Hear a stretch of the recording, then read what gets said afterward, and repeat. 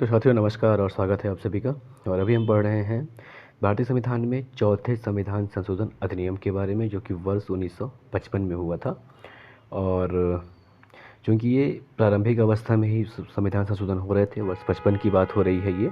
तो वर्ष 55 में मौलिक अधिकार को लेकर बहुत ज़्यादा बवाल हो रहे थे, इसकी वजह से चौथा संविधान संशोधन किया गया था। तो जो पहला ये था कि जो इसमें संशोधन किया गया वो ये किया गया था कि जो निजी संपत्ति के अनिवार्य अधिग्रहण था, तो अधिग्रहण के बाद जो राशि मिलना था या क्षतिपूर्ति की जो राशि था, उसको न्यायालय की जांच से बाहर किया गया।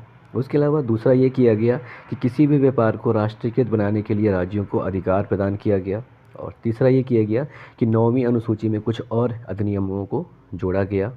और चौथा ये किया गया कि अनुच्छेद 31 क के क्षेत्र में विस्तार किया गया, यानी कि कुछ विधियों की व्यावृत्तियों को इसमें जोड़ा गया।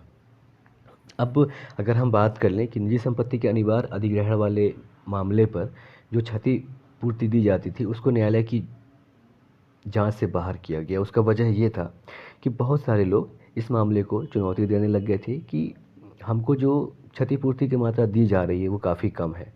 तो शुरुआत में ठीक है, न्यायालय ने इसमें ध्यान दिया और क्षतिपूर्ति की मात्रा को उसने कहा कि भाई बढ़ा के दो। लेकिन ऐसा करने पर क्योंकि बहुत ज़्यादा राजस्व का नुकसान हो रहा था, इसके लिए न्यायपालिका के द्वारा